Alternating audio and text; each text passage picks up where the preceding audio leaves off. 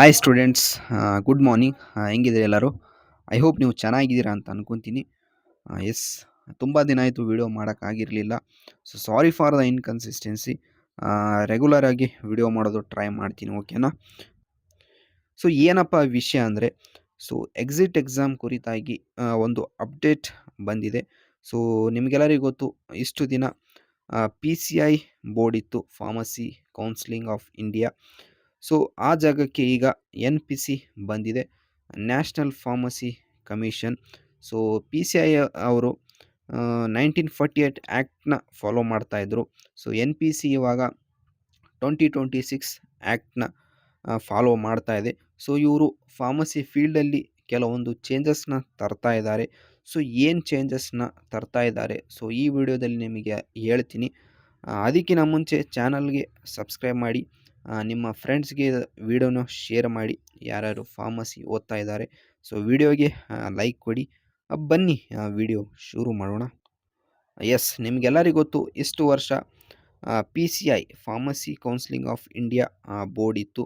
So ಇವರೇ registration ಮತ್ತು exams ಎಲ್ಲ ಆ್ಯಕ್ಟಿವಿಟೀಸ್ನ ಈ ಬೋರ್ಡ್ ಮಾಡ್ತಾಯಿತ್ತು. ಸೊ ಈ ಬೋರ್ಡ್ ಭಾಳ ಸ್ಪೀಡ್ ಇತ್ತು. ಸೊ ನಿಮಗೆಲ್ಲರಿಗೂ ಗೊತ್ತು, ಸೊ ಎಕ್ಸಾಮ್ ಬಂದ ಮೇಲೆ 2 to 1 ಮಂತ್ಸಲ್ಲಿ ರಿಸಲ್ಟ್ ಬಂದುಬಿಡ್ತಿತ್ತು. ಭಾಳ ಸ್ಪೀಡ್ ಇತ್ತು ಬೋರ್ಡ್ ಇದು, ಹೌದಲ್ವಾ? ಸೊ ಎಕ್ಸಾಮ್ ಕುರಿತಾಗಿ 12ರಿಂದ 13 ಸರ್ಕ್ಯುಲರ್ ಇಲ್ಲಿವರೆಗೂ ಬಂತು. ಆದರೆ ಇಲ್ಲಿವರೆಗೂ ಒಂದು ಒಳ್ಳೆಯ ಡಿಸಿಷನ್ ಅಂದರೆ ಎಕ್ಸಾಮ್ ಇಡಬೇಕು ಇಡಲ್ವಾ ಅಂತೇಳಿ ಇಲ್ಲಿವರೆಗೂ ಒಂದು ಡಿಸಿಷನ್ ಆಗಿಲ್ಲ ಬೋರ್ಡಿಗೆ. ಸೊ ಇವಾಗ ಒಂದು ಲೇಟೆಸ್ಟ್ ಅಪ್ಡೇಟ್ ಬಂದಿದೆ. ಏನಪ್ಪ ಅಂದರೆ, PCI ಜಾಗದಲ್ಲಿ NPC ಬಂದಿದೆ, ನ್ಯಾಷನಲ್ ಫಾರ್ಮಸಿ ಕಮಿಷನ್ ಅಂತೇಳಿ. ಸೊ ಇವರು ಜುಲೈ 1ನೇ ತಾರೀಕಿಗೆ ಒಂದು ಡ್ರಾಫ್ಟ್ನ ರಿಲೀಸ್ ಮಾಡ್ತಾರೆ. ಸೊ NET ಅಂದರೆ ನ್ಯಾಷನಲ್ ಎಕ್ಸಿಟ್ ಟೆಸ್ಟ್ ಕುರಿತಾಗಿ ಒಂದು ಅಪ್ಡೇಟ್ ಕೊಡ್ತಾರೆ. ಸೊ ಎಕ್ಸಾಮ್ ಇಡಬೇಕು ಇರಬಾರ್ದು, ಇದೆಲ್ಲ ಸಜೆಷನ್ ಕೇಳ್ತಾ ಇದ್ದಾರೆ. ಸೊ ಜುಲೈ 31ವರೆಗೂ ಟೈಮ್ ಇದೆ. ಸೊ ಭಾಳಷ್ಟು ಜನ ಮೇಲ್ ಕೂಡ ಮಾಡಿದ್ದಾರೆ ಆಲ್ರೆಡಿ NPCಗೆ, ಬೋರ್ಡಿಗೆ. ಸೊ ಮೇಲ್ ID ಕೂಡ ಇದೆ. ಸೊ ನಿಮ್ಮ ಸಜೆಷನ್ ಏನಿದ್ರು ಕೂಡ ನೀವು ಕೂಡ ಸಜೆಷನ್ ಕೊಡಬಹುದು. ಕೆಲವೊಂದು ಲೆಕ್ಚರ್ಸ್ ಕೂಡ ಒಂದು ಸಜೆಷನ್, ಒಂದು ಬೇಡಿಕೆಗಳನ್ನು ಇಟ್ಟಿದ್ದಾರೆ. ಏನಪ್ಪ ಬೇಡಿಕೆ ಅಂದರೆ, ಸೊ ಯಾರ್ಯಾರು NET ಅಂದರೆ ನ್ಯಾಷನಲ್ ಎಕ್ಸಿಟ್ ಟೆಸ್ಟ್ನ ಕ್ವಾಲಿಫೈ ಆಗ್ತಾರೆ, ಅಂದರೆ ಪಾಸ್ ಆಗ್ತಾರೆ, ಸೊ ಅವರಿಗೆ ರಿಜಿಸ್ಟ್ರೇಷನ್ ಫ್ರೀ ಆಗಬೇಕು. ಏನಕ್ಕಪ್ಪ ಅಂದರೆ, ಸೊ ಸ್ಟೂಡೆಂಟ್ಸ್ನ ಟೈಮ್ ವೇಸ್ಟ್ ಆಗಬಾರ್ದು ಅಂತೇಳಿ.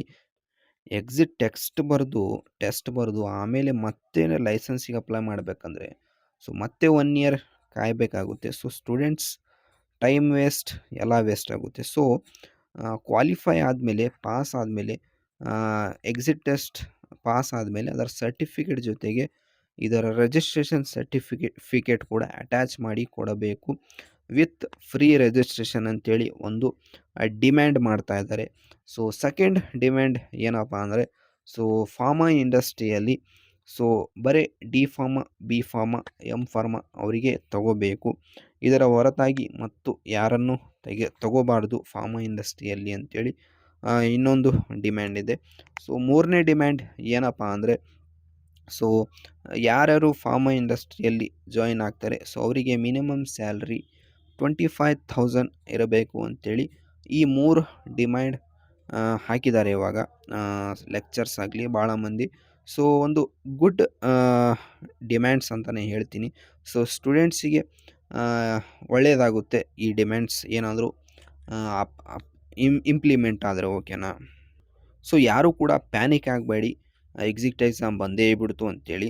ಸೊ ಇದೆಲ್ಲ ಇನ್ನೂ ಇನಿಷಿಯಲ್ ಸ್ಟೇಜಲ್ಲಿದೆ. ಸೊ ಇದು ಏನು ಫೈನಲ್ ಅಲ್ಲ. ಸೊ ಎಕ್ಸಾಮ್ ಬರಬಹುದು, ಇನ್ನೂ ಬಂದಿಲ್ಲ, ಸೊ ಮುಂದೆ ಬರಬಹುದು.